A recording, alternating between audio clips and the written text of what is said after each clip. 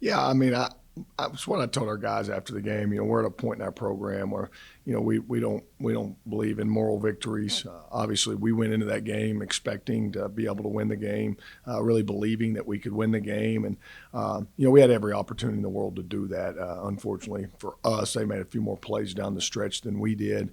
As I told our guys, I hope that what we take from that is really a hunger to get better, because I think we're not even scratching the surface of where we can be as a team.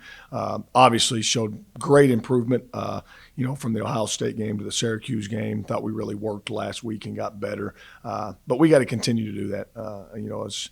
As well as we played at times against them, there's still some things that we can clean up, and I think again we're not even close to where we can be. Hopefully by March.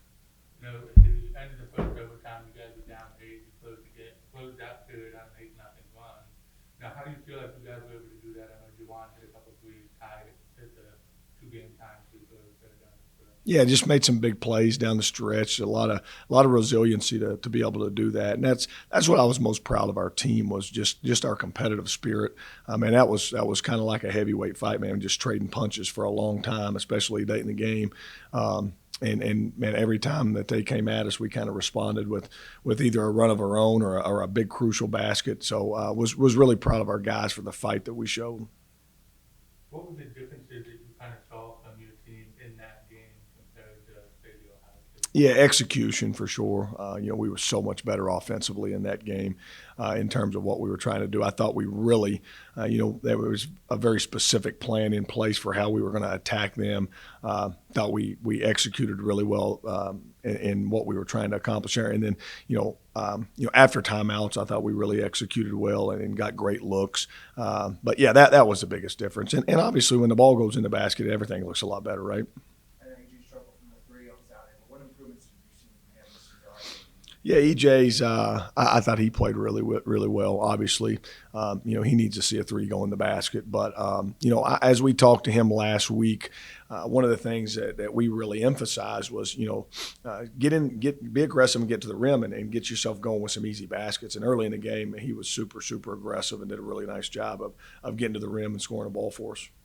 Ethan, Jared always said these MTEs are to prepare for the horizon. They turn every 3 games in 3 days. Kind of the same philosophy with you. Yeah, this is a big week for us, Dane, and we've got to, really prepare well. I thought we had an excellent practice today. Trying to get ready, and we got to take these things one at a time. All these teams present different things that they're going to throw at us that we got to be ready for, and it's hard, right? Because you don't want to look ahead to a Presbyterian or a Stephen F. Austin, but we've got such a short window to kind of prepare for all three of these teams. We've kind of got to mesh these things all together. But starting with Monmouth, they got one of the best scorers in the country. Got to be really locked in on what we're trying to do with him. How's that kind of change your week, knowing that you had 3 games in 3 days? Yeah, I mean, obviously today was critical.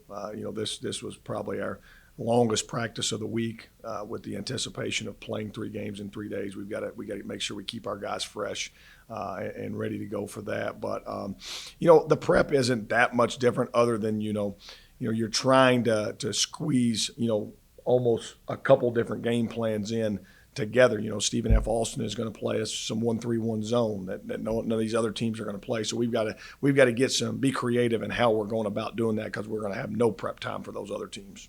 How do you kind of divvy up, the scouting as a coaching staff? Divvy up like this, one coach kind of handles Monmouth, one coach handles Presbyterian, and then you kind of just coalesce it all together? Yeah, we have 2 coaches that are working on every scout. Our defensive guys are doing personnel and their offense, and then our offensive coaches are working on the attacking clips, is what we call them, is basically how we're going to attack their defense.